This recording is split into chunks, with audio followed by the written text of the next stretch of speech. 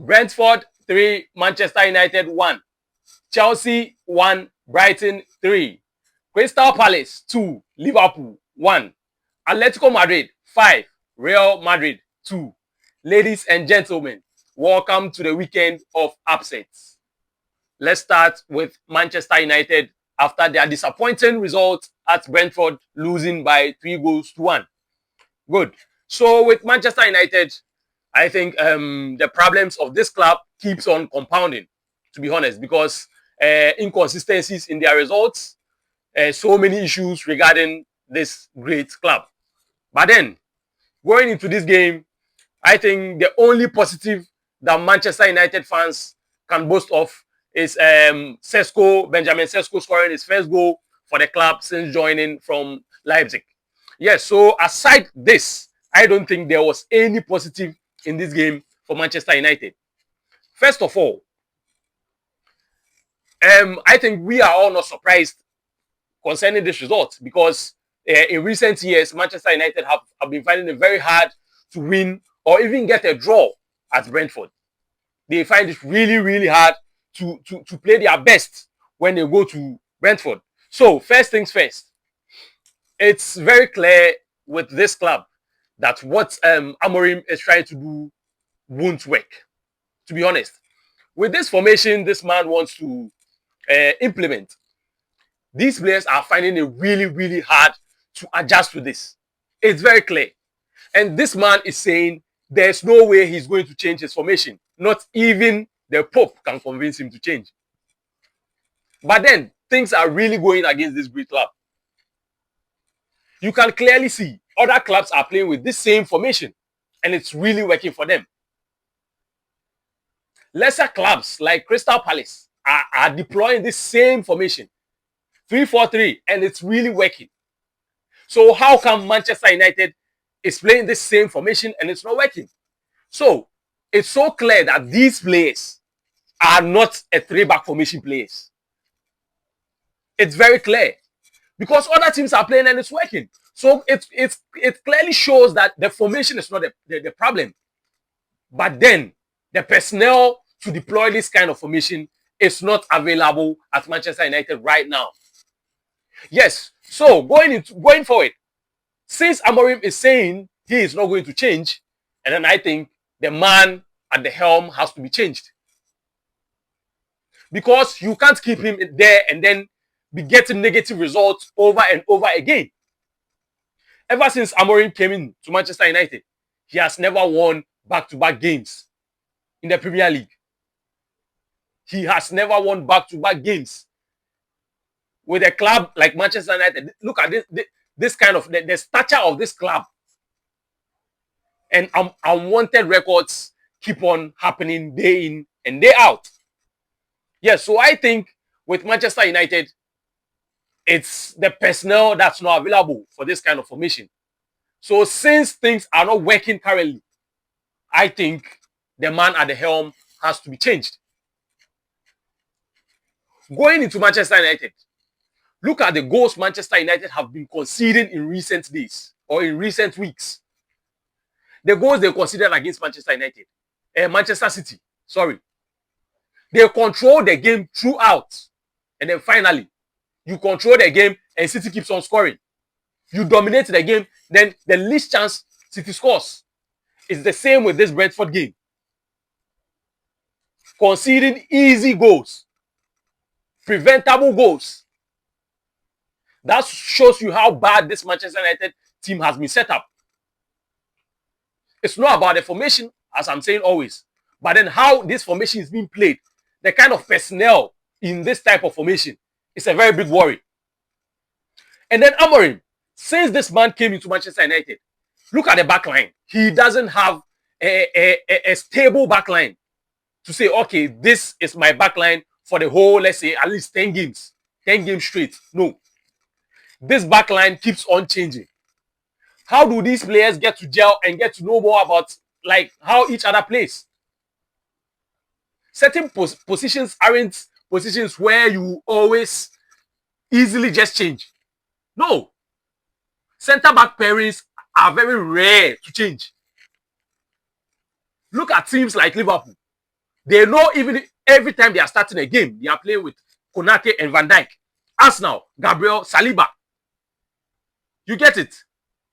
But then you come into a club and then there's a whole lot of confusion with regards to who starts at centre back. Coming into this game, Lenioro was not injured, but you kept him on the bench, started Harry Maguire. We still keep playing Luke Shaw at centre back, 2025. Bro, with Manchester United, I think there's a whole lot, and I think personally, I feel it's beyond a coaching problem.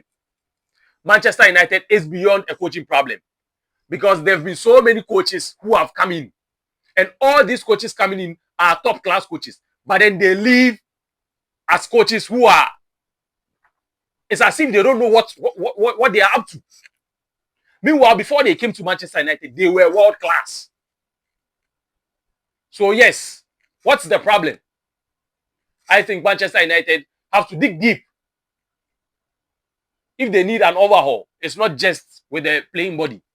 I think the whole structure needs a new rebuild, a new restart, a fresh start. Yes, so I think Manchester United lost again away to Brentford by 3-1. It's always been said since the start of this Premier League season that Manchester United are underperforming their XG, which is very true. You keep on creating chances, but then you don't take your chances. Bruno Fernandes, bro, this guy, there has been divided opinions on this guy in this Manchester United setup. A whole lot of people think he is one of our problems. Others too think he is not. But then, bro, your team trailing by 2-1, you get a penalty. Convert for your team to level up and raise the spirit of your teammates. You missed. As a club captain, this is the second time this season Bruno Fernandes is missing an important penalty. Same happened with Fulham. And then now with Brentford. You know, as a player, there are times things don't work out. You do things and you see that no, things are not working out. And in the Manchester United setup, there are proper penalty takers as well.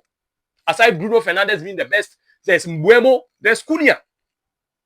All very good penalty takers. So why don't you let someone take the penalties? Since it seems things are not going well currently with you taking penalties. But then I think this shouldn't be a reason for Manchester United losing this game. You are Manchester United. If you take your chances, you score all the chances you get, we wouldn't have been here complaining about Bruno missing a penalty. Yes, so I think Manchester United have to really work on their lapses, especially with their next game coming at home to Sunderland. Chelsea 1, Brighton 3. This is the second consecutive red cards that Chelsea have been given in the Premier League. First, it happened against Manchester United, and then now at home to Brighton. But then, with this red card, I think I don't blame Chalobah, because with the situation that he was in, he even tried not to touch the player. But then, you know, in football, especially in the modern day, the least contact goes against you. Yes, so I think that's what happened with Chalobah and Chelsea. Yes, now let's take Chelsea's all-round game so far in the few past games. I've been one of the biggest fans of Chelsea since the season started. I was very optimistic for this team because I feel they were really playing well. They were controlling games. But then, coming down, I think from their last 4-5 games till now, Chelsea have not been the Chelsea that we saw from the start of the season. Chelsea doesn't control games. Chelsea finds it hard to convert their chances. What may be the problem? Is it injuries? No, because I think Kopama is the only player who isn't available in the Chelsea starting lineup right now. Pedro Neto available. João Pedro available. Estevao available. Enzo Fernandez available. Caicedo available. Everyone is available in this Chelsea setup. But then things haven't been great for the past few games. Now, on the side of Maresca, I think tactically he has been abysmal these days. And I have observed something. I don't know if it's inexperience, but then anytime Chelsea go a man down, Maresca gets confused. It seems he doesn't know what to do. He's in a rush to do something just so people don't talk. But then the red card has happened. Relax. Think through it very well before you make that change. Now, when Chalobah got red carded, you brought on a champion who I think was very shaky throughout the period that he was on the field. He was very, very shaky. He made certain mistakes which gave away Brighton some of their goals. With that change, I think he should have brought on the experienced players on the bench who could have come in. But then, why opt for a champion? In a back line which lacked experience. Because Hato was also in there, in the back line, a centre back. And he wasn't also solid as well. So if you are bringing in someone next to Hato after Chalobah has been substituted, then it should be an experienced player. Yes, so I think Maresca these days, I don't know what's wrong with him. To be honest, you needed a win under a red card. Once again, Garnacho was on the bench. Garnacho wasn't introduced. Yeah, so sometimes with these coaches, I don't know how they see things on their side. But then some of their decisions are very, very abysmal. Yes, so I think with this game, Chelsea, even with 11 men, leading by one goal to nil, weren't so convincing.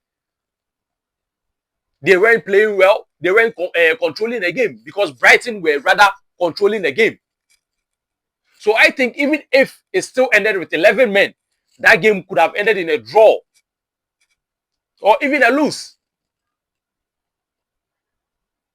And then you get a red card. What do you expect? You weren't controlling the game at 11-11. How do you expect to control and win a game after going a man down? Yeah, so I think with Chelsea, I would say it's a matter of personnel. No. Personnel, Chelsea has one of the best squad depths currently in the Premier League. Yes, so if it's about personnel, it's a no-no. But then tactically, Maresca has been shot in the previous games. Not taking anything away from Brighton. They were very, very good. The likes of Mitoma, the likes of Warbeck, who came in and he was perfectly good on that day. Yes, so I think Chelsea really have to go back to the drawing board because for the past month, I would say a month now, Chelsea have been so bad. And in this game, I think Chelsea really struggled with the wingers of Brighton. The likes of Minte and Mitoma, especially Minte. He had Cucurella on toast throughout the game. He left Cucurella, came to Reece James, had him also on toast. Yes, so I think with this kind of team, right, coming up against a team like Brighton, who almost every time get their ball to their wingers. That's how they play, from midfield to the wingers. I think you have to be wary of them even before this game. You know how Minte is. Cucurella, you have to be mentally, physically ready for him. Reece James, I think, started the game very well, but then getting to the middle and then the end of the game, Reece James also fell short. That's where Mitoma also had the chance to come in. Even after Mitoma was taken off, Minte came to Reece James and tortured him throughout that period as well. Yes, so I think Brighton had everything on point, especially with their wing play. All their goals, I would say, almost all their goals came from the wings, if I'm not mistaken.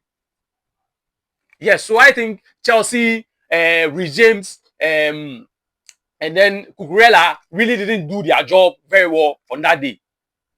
Yes, so I think kudos to Brighton, Fabian Hostler and his people for doing the perfect job at the Stamford Bridge. Liverpool falter at the hands of the Eagles in a game where they needed all 3 points to extend their lead on the league table. Yes, so I think first things first, for the agenda boys, let's start with Florian Wirtz. The 007 has been completed. Yes, I think Florian Wirtz coming into the Premier League with a price tag on him, there was a lot of expectation for him to at least hit the ground running. But then it's been months now, and then I think things haven't really worked out for Florian Wirtz. And then it's been 7 matches in the Premier League now, no goal, no assist. Yes, so the 007 has been completed for the agenda boys, and everyone, aside Liverpool fans, are excited. Yes, so with Florian Wirtz, I think he really needs to up his game because he easily gets bullied off the ball. If you watch him critically, he's a very good player, but then currently in the Liverpool setup, I think in that hole, that number 10 role, he finds it very hard to hold on to the ball for long. Immediately he gets the ball or gets close to an opponent, he's bullied off the ball. Yeah, so I think he has to work on that. Good. Now, I've always been critical about Liverpool on how they always score late goals. I've made mention before, you may be getting it like this today, but then how sure are you will be getting that same thing tomorrow? You always score, they equalize, you score at the death. You score, they equalize, you score at the death. But then with this Crystal Palace game, it didn't happen like that. Liverpool indeed scored at the death. But then what happened? Crystal Palace scored again in added time. Now, my problem with Liverpool, they feel so relaxed. Liverpool feels so relaxed, even from the way they play, from the way they score, and then people come back to equalize. It shows you how relaxed they feel. In this game against Crystal Palace, we saw what Palace did to Liverpool in the Community Shield, where they beat Liverpool on penalties. The same thing happened in this game. I think Palace should have been 3-4 goals up in the first half. Alisson came up big for Liverpool in this game. Without Alisson, Liverpool could have conceded about 4 goals in the first half. Now, there's another thing I would like to address. If you observe very well, Liverpool haven't been a Mo Salah team this season. Like previous seasons, when you get the ball, pass to Salah. You get the ball, pass to Salah. But then this season, those things aren't happening again. But then, I think this should have been a good thing for the Liverpool setup. Because in a team, it shouldn't be a one-man show or a one-man team. It should be a collective thing. But now, it's being a collective thing has really made Liverpool look entirely different. With Ekitike coming in, Gakpo also getting involved, Mo Salah there, from midfield, Szoboszlai, McAllister. It's an all-round thing now. But then it seems it's being an all-round thing. It's really affecting Liverpool. Because initially, we know Liverpool get the ball, regardless of anything that happens, through transition, the number of passes they make, even if they make 1,000 passes, we know the ball will eventually end at Mo Salah. But then, this season, it doesn't look like that. And it's really a worry to all Liverpool fans. Things changing from a non-Mo Salah team to a collective team should have been a good thing. But then, currently, it seems it's not really been a good thing. Liverpool are winning games, though, but then they are not convincing wins. They struggle to win games, if we are being honest. Now, against this Palace side, look at what happened. Liverpool weren't at their best. Yes, so I think Arne Slot has to address this issue because I have said this before. I said that here before. That the way Liverpool concede late goals and then come back and then still score late goals. They concede too easy. They concede easy goals as compared to the previous Liverpool team that we know. Yes, so I think there's work to be done there as well. And with Isaac didn't look like the Isaac we know from Newcastle. Yes, he hasn't played football for a very long time now, especially with having his issues with Newcastle, being left out of the squad and a whole lot. Didn't have a proper preseason. I think all is contributing to this. So I'm not surprised he hasn't really hit the ground running yet. But then I think if Ekitike was available in this game, maybe things could have changed. But then he got a very unnecessary red card during the week in the EFL Cup against Southampton. And then another issue that I think I have with Arne Slot, Chiesa. What has Chiesa done to Arne Slot? We can see Gakpo. Gakpo isn't really up there this season yet. He's not giving the numbers that we know he used to give. You have a very good player like Chiesa on the bench. Why not give him a starting opportunity? Give him minutes, proper minutes.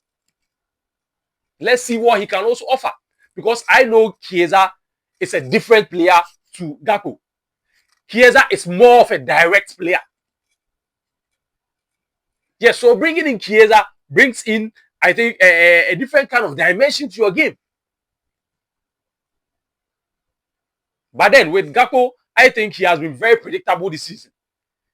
Easily predictable, right? So I think Arne Slot should at least give Chiesa a chance in this Liverpool setup to see what he can also offer.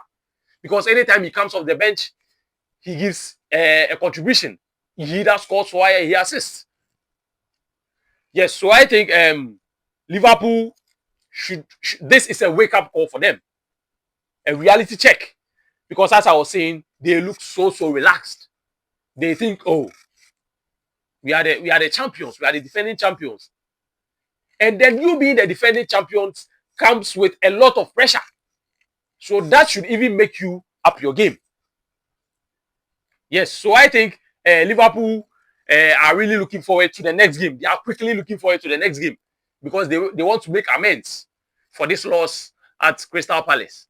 A much needed win for the Gunners as they went away to Newcastle at the St. James Park. In this game, Arsenal, as everyone was expecting, title contenders, Liverpool have dropped points. So Arsenal really needed to get the crucial 3 points in this game. Yes, and then Arsenal finally find a way to do it.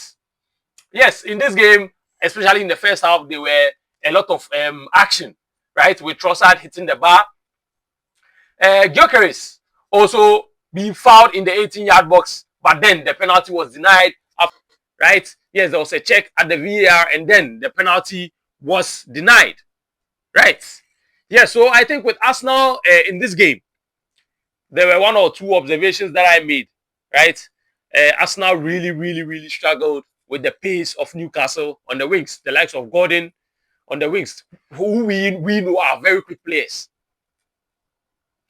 And Arsenal in this game, Arsenal really struggled. Timber struggled with the pace of Gordon on this day. Yes, Watermada also scored his second goal of the season in this game. They really gave Arsenal a very tough game, but then, and I think Arsenal really struggled. Arsenal struggled, especially in the middle of the park. Arsenal found it very hard to break through this Newcastle midfield. We saw what happened. And I think with that, Arsenal lacked that creative mind to do that. Because Arsenal were controlling the game, fine.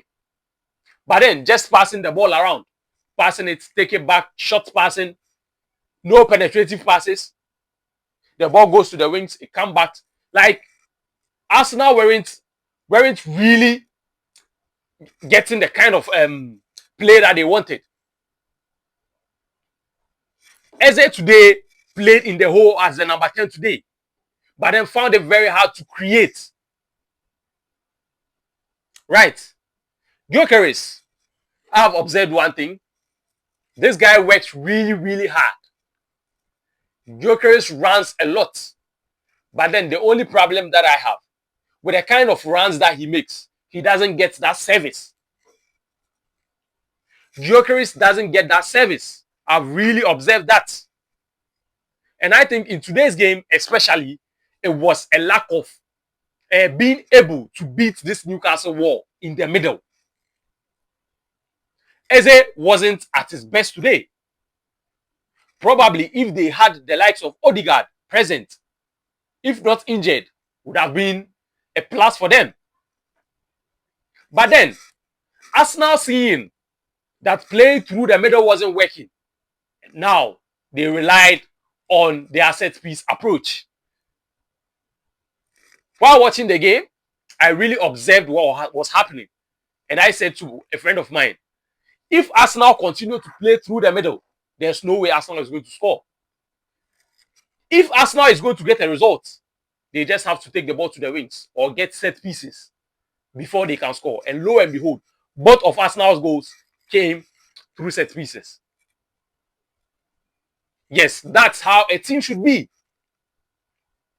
When you try a plan A and it's not working, then you as a team should have a second approach to everything that is going to work for you. And that's exactly what Arsenal did today. Playing through the middle wasn't working. The possession game wasn't working. So now they had to rely on crosses and set pieces. And Arsenal got all 3 points. Atletico Madrid 5, Real Madrid 2. If we say reality check, yes, this is the real definition of reality check. Yes, Real Madrid have won all their games this season, but then finally, as they met their city rivals, everything took a wrong turn. Yes. Now, with Real Madrid, right, I think in this game, they really played some good football in the first half. Not entirely though, but then at least in the first half, they did better. They did a little better. But then at the start, it was Atletico Madrid all through.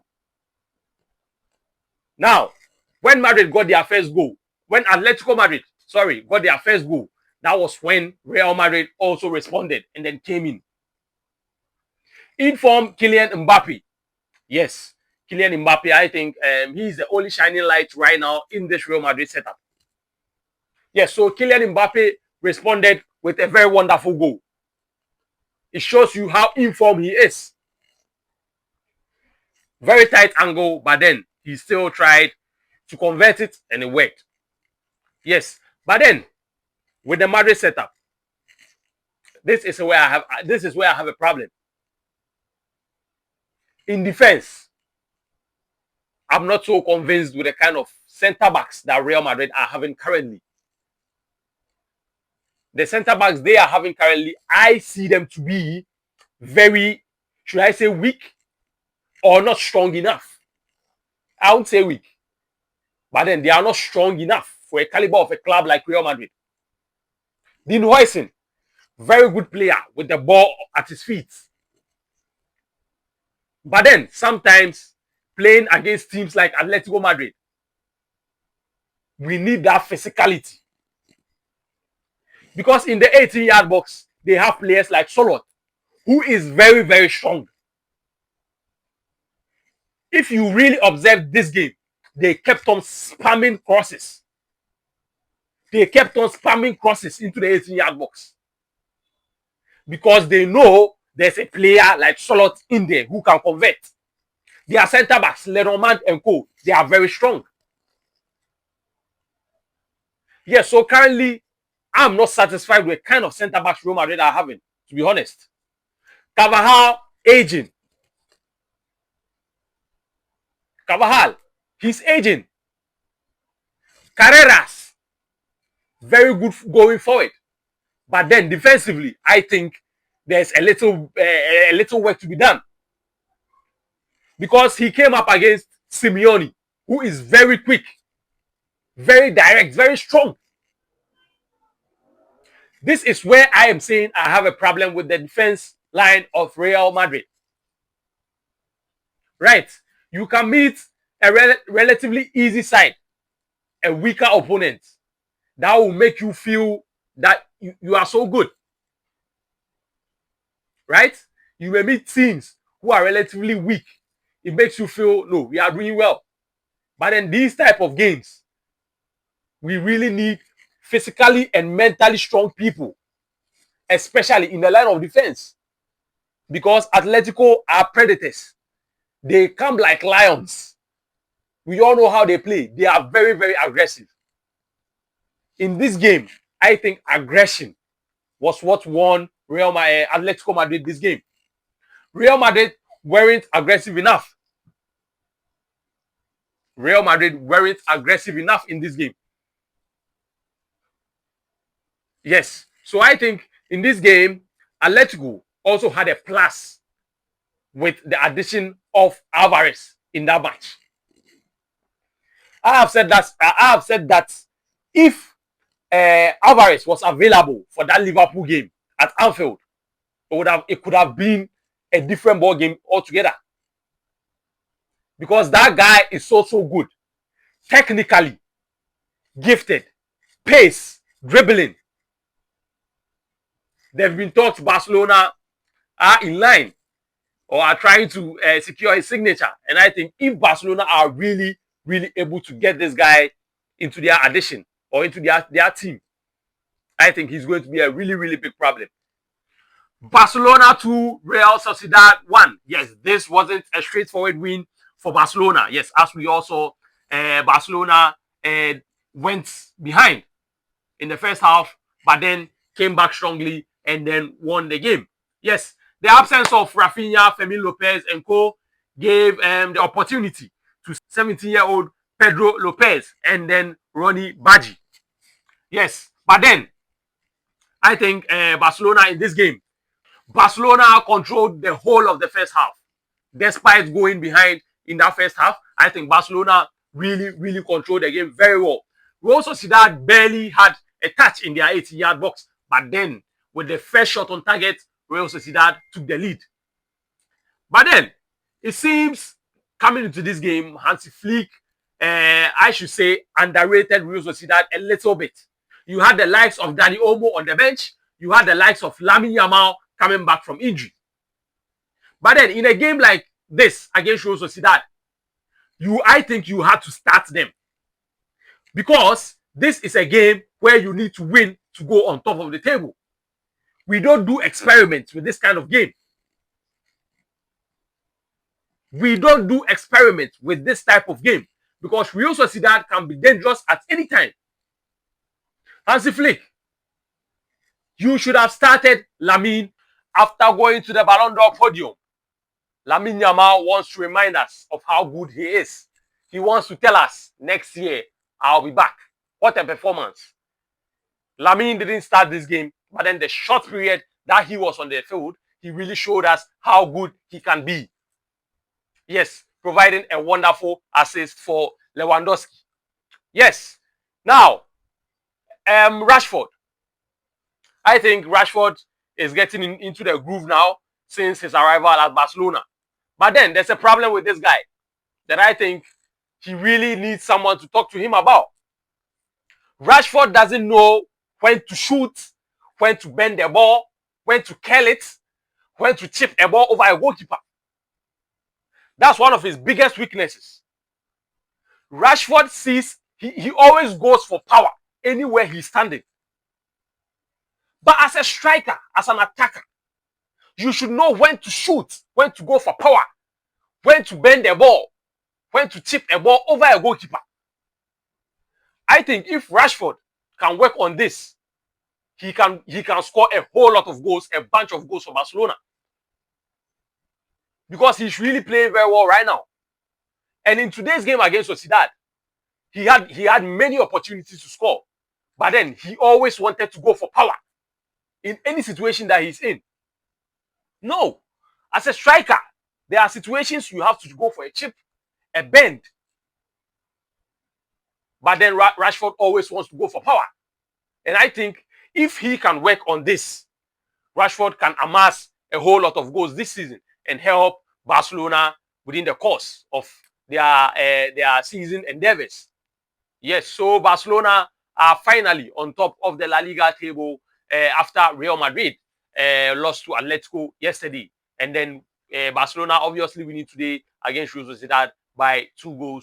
You should join me next time for the next games of the Premier League and the La Liga. Thank you for joining us. See you next time.